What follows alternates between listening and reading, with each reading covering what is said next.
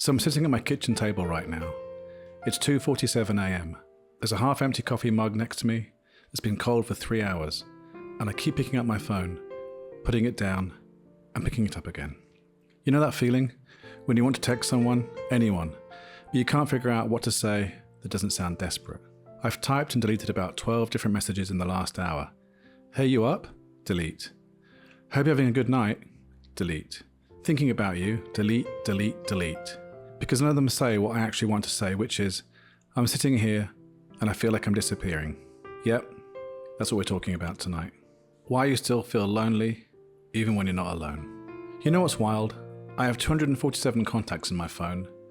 247 people I've deemed worthy of storing in this little digital address book. But right now, at 3 a.m, I can't think of a single person I could call who would understand why I'm awake. Not because they don't care, but because I've never given them permission to care about the real stuff. I've been thinking about this a lot lately, about how we collect people like the trading cards, but we never let them see the game we're actually playing. Like my colleagues at work, who know I'm good at making coffee and that I'm reliable for project deadlines. They don't know that sometimes I'm sitting in my car for up to 10 minutes before work because I'm trying to put on my person face. We're all just performing versions of ourselves for each other, and then we wonder why we feel alone. Here's the thing nobody warns you about. You can be surrounded by people who love you and still feel like you're screaming into the void. Last week, I was at my friend's birthday party. Good people I genuinely care about. And I'm standing there with a beer in my hand, laughing at all the right moments, nodding along to conversations about Netflix shows and weekend plans. And I felt like I was watching it all happen from outside my own body. Like I was a character in someone else's story. There was this moment, God, this is going to sound dramatic, but there was this moment where everyone was singing happy birthday, and I'm looking around at all the faces, and I realised I could disappear right now and the song would keep going. Not because these people don't care about me, because the version of me they know, it's not really me. It's just a shape that I make when I'm around other people. And do remember, if you're enjoying this episode, please do like and subscribe, it really helps grow the channel. And maybe share this video with someone who you think might find it helpful. I stayed for another hour after that, made some small talk about the weather and someone's new apartment, helped clean up cups and plates, hugged everyone goodbye and said all the right things. But the whole time, I felt like I was operating a puppet from the inside. And the worst part? I was good at it. I've gotten really, really good at being a person-shaped thing that says person-shaped words. But you can't hug a performance. You can't have a 3 a.m. conversation with a social media profile. You can't be comforted by someone who only knows your highlight reel. I've gotten really good at being Fine Pink. You know Fine Pink? He's got his shit together. He responds to text within a reasonable time frame. He asks follow-up questions. He remembers your dog's name. But here's the secret. Fine Pink is exhausted. Because Fine Pink spends so much energy managing everyone else's comfort that he forgets to check in with, well, me. I remember this one time, this is embarrassing, I was on a date, nice woman, we're having dinner, she's telling me about her day, and I'm doing that thing where you're actively listening, but also performing active listening, you know? And she stops mid-sentence and goes, are you okay? You seem distant. And I wanted to say, I'm always distant, that's the problem. But instead, I said, just tired from work. Because how do you explain that you're not distant from her, you're distant from yourself? You know what's funny? I went home that night and I couldn't even remember what she'd been talking about. Not because I didn't care, but because I'd been so busy monitoring my own performance that I'd missed the actual conversation. I'd been so focused on being the right kind of date that I'd forgotten to be a person. I think we all have a closet full of masks, different ones for different occasions. There's work pink, professional, punctual, appropriately enthusiastic about quarterly reports. There's social pink, funny, available, always game for whatever everyone else wants to do. And then there's, well, the real me. The one who sometimes cries during cereal commercials. The one who gets overwhelmed by grocery stores. The one who practices conversations in the mirror and still says the wrong thing. That guy, he rarely gets invited to parties. Because I've learned that people prefer the edited version. The one that doesn't need too much. The one that fits neatly into spaces they've made for friendship. But here's what I'm realising. When you spend all your time being who other people need you to be, you forget who you actually are. And that's the loneliest feeling of all. Being surrounded by people who love someone who doesn't really exist. I've also been thinking about how we mistake proximity for intimacy. I dated someone for 8 months once. 8 months. We shared a bed, shared meals, shared inside jokes. She knew I liked my lattes, and I got weird about people touching my guitars. But she never knew that some mornings I woke up and felt like I was drowning. Not because she didn't care, but because I never let her see it. I was so busy being the boyfriend she needed that I forgot to be the human she might have actually loved. We had this routine. Every morning she'd ask, "How'd you sleep?" And I'd say, "Good, thanks." Even on the nights when I'd been up till 4 a.m, staring at the ceiling, running through every conversation I've had that day, wondering if I was becoming someone I recognised. "Good, thanks." Because what was the alternative? Actually, I had anxiety dreams about forgetting to water a plant I don't even own, and I woke up at 3 a.m. convinced that everyone in my life is just being polite to me out of obligation. You can't build intimacy on a foundation of good thanks. But somewhere along the way, I decided that being easy to love meant being easy to be around, and being easy to be around meant never, ever being complicated. She broke up with me on a Tuesday. Said she felt like she was dating a ghost. Said she never knew what I was actually thinking or feeling. And the crazy part? I was thinking and feeling constantly. I'd gotten so good at keeping it to myself that I'd forgotten how to share it. You know what's exhausting? Carrying around a whole inner world that no one else gets to see. Like I have opinions about everything, I have fears that keep me up at night, I have dreams that feel too big and too small at the same time. I have moments where I laugh so hard I can't breathe, and the moments when I cry over nothing at all. But most people in my life think I'm just steady, reliable, fine. And part of me is proud of that. Like, look how well I function. Look how I never make anyone uncomfortable with my mess. But another part of me is screaming, this isn't functioning, this is just elaborate hiding. I went to therapy for a while. Yeah, I know, plot twist. And my therapist asked me, when was the last time you let someone see you cry? And I sat there for like 5 minutes just thinking. Because I couldn't remember. Not because I don't cry. I cry all the time. I cried last week watching a video of a dog being rescued. I cried the day before that because I heard a song that reminded me of being 17. But I do it alone. Always alone. Because somewhere along the way, I decided that crying in front of people was inconvenient, messy, too much. My therapist said, you know, tears aren't an emergency, they're just information. And I was like, yeah, but what if the information is that I'm falling apart? And she said, what if it's just that you're human? Human. Such a simple word, but it felt revolutionary. Can I tell you something? Sometimes I think loneliness isn't about not having people. It's about not having permission to be messy in front of them. When did we all agree that being low maintenance was a virtue?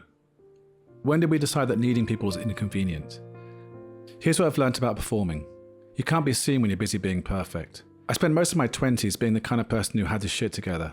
Bills paid on time, apartment clean, social calendar appropriately full but not overwhelming. I was like a human Pinterest board. But you know what happens when you spend all your time curating your life for other people's consumption? You forget what you're actually like. I couldn't tell you what my favourite song was for like 3 years, because I've been so focused on having the right playlists for different social occasions that I'd stopped listening to music I actually enjoyed. I play music myself, and I even stopped liking that after a while. Sometimes I wonder who I'd been if I'd spent less time being impressive and more time being interested, in myself, in who I actually was when no one was watching. Here's what I've learned about hiding. You can't feel seen when you're busy being invisible. I know, revolutionary insight from Mr. Pink over here. But seriously, we spend so much time curating ourselves, managing other people's impressions, making sure we're not too much. And then we wonder why we feel unknown. You know what's funny? The people I feel closest to, they're the ones who've seen me in the middle of the night when I'm spiraling about something stupid. They're the ones who've watched me cry over a commercial or get irrationally angry about a parking meter. They're the ones who've met the uncurated version of me, and they stuck around. And I realise, everyone's just making up as they go along. Everyone's scared. Everyone's pretending to be more competent than they feel. But we're all pretending to be ourselves. And that's the tragedy of it. We're all struggling with the same stuff, but we're doing it in isolation, because we're all too afraid to admit we're struggling at all. But what does a real connection look like? Real intimacy isn't about finding someone who thinks you're perfect. It's about finding someone who sees your mess and doesn't flinch. Someone who, when you say I'm fine, actually looks at your face. Someone who notices when your laugh sounds hollow. Someone who can sit in silence with you without trying to fix it. That's rare, but when you find it, you'll realize you've been holding your breath your whole life. You know what's funny about loneliness? It's self-perpetuating. The lonelier you feel, the more you convince yourself that you're unlovable. The more you convince yourself that you're unlovable, the more you hide. The more you hide, the lonelier you feel. I was stuck in that cycle for years. I'd go to social events and feel invisible. I'd come home and think, see, no one really cares about me. But the truth was, I wasn't giving them anything to care about. I was showing up as this polished, safe version of myself, and then I was disappointed when people didn't connect with it. It's like, imagine you're at a party and everyone's wearing masks, and you're looking around thinking, I don't feel connected to anyone here. But you're also wearing a mask. The answer isn't to find people who can see through your mask. The answer is to take the mask off. But that's terrifying. Because what if you take the mask off and people don't like what they see? Here's what I learned. Some people won't. Some people will prefer the mask. But the people who matter, the people who are worth your time and energy and love, they've been waiting for you to take it off because they're tired of wearing theirs too. So if you're listening to this at 2 a.m. or during your commute or while you're doing your dishes and try not to think about how empty your apartment feels, try this. Next time someone asks you how you're doing, really asks, not just as a greeting, tell them something real. Not the whole story, just a piece. Actually, I've been feeling pretty isolated lately. Honestly, it's been a rough week. I could use someone to talk to. Say it and see what happens, because I guarantee you someone out there is waiting to say me too. And if they don't, if they look uncomfortable and change the subject, that's information too. That's information about who they are, not who you are. The right people won't run away from your humanity.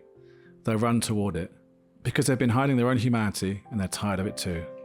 So if you want to try something, if you're listening to this and you're feeling that familiar ache of loneliness, even when you're surrounded by people, try this. Think about the last time you told someone how you were feeling. Not I'm good thanks, not can't complain, but actually how you were feeling. If you can't remember, that might be your answer right there. Now think about the people in your life, the ones you text, the ones you see regularly, the ones you call friends. How many of them have seen you cry? How many of them know what you're actually worried about? How many of them would call you if you're having a panic attack at 3 a.m? If the answer is not many or none, that's okay. That's not a judgment, that's just information. It's information about how you've been moving around the world, and information can be changed. Sometimes I think about writing a letter to everyone I've ever performed for, everyone I pretended to be okay around, everyone I've ever hidden my real self from. It would say, I'm sorry I didn't trust you with the real me. I'm sorry I gave you a character to love instead of a person. I'm sorry I was so afraid of being too much that I gave you too little. I'm sorry I robbed us both of the chance to really know each other. I thought I was protecting you from my mess, but I was actually protecting myself from your potential rejection. And in doing so, I rejected myself first. I don't know if you would have loved the real me, but I know you never got a chance to try, and that's on me. So this is me, trying again, trying to be real, trying to be seen, trying to give you the chance to know me, and hoping you'll give me the chance to know you too. Because I'm tired of being lonely in a room full of people, and I'm guessing you might be too. I'll probably never send that letter, but maybe I don't need to. Maybe I can just start being the person I wish I'd been all along. Maybe I can just start now. Here's what I want you to know. You don't need permission to be human. You don't need permission to be complicated. You don't need permission to need people. You don't need permission to be sad or scared or confused or overwhelmed. You don't need permission to take up space with your feelings. You don't need permission to be imperfect. You don't need permission to be yourself. But if you've been waiting for someone to give it to you anyway, consider this your permission slip. Permission to stop pretending. Permission to be real. Permission to be seen. Permission to be known. Permission to be loved, not for who you think you should be, but who you really are. You're not too much. You are not too complicated. You are not too needy. You are not too broken. You are human, and being human is enough. It's always been enough. The right people have been waiting for you to remember that. And so have you. Look, I'm not saying this is easy. Building real connections after years of performing is terrifying, but here's what I know. Feeling lonely doesn't mean you're broken. It means you're hungry for something real. And that hunger, it's not a flaw. It's a compass. It's pointing you towards authenticity, towards truth, towards the kind of connection that makes you feel like you can finally breathe. So tomorrow, when someone asks you how you are, try telling them, not the weather report of your life, the actual forecast of your heart. Start small, start safe, but start. Because the world needs the real you, not the edited version, not the performed version, the real you. The you that cries during commercials, the you that gets anxious about phone calls, the you that lies awake in the middle of the night, wondering if you're doing any of this right. That you is lovable, that you is worthy of connection, that you is enough. And somewhere out there, someone is waiting to meet them. Next week on Neon Confessions, we're talking about closure, why we wait for it, why it rarely comes, and what happens when you finally decide to give it to yourself. Until then, stop confusing being strong with being silent. The world needs your voice, your real voice. Even if it shakes, especially if it shakes. Oh, and one more thing. If you're listening to this and you're thinking, this all sounds nice, but what if I'm actually unlovable? What if the real me is too much? Let me tell you something. The fact that you're worried about being too much means you're probably not too much.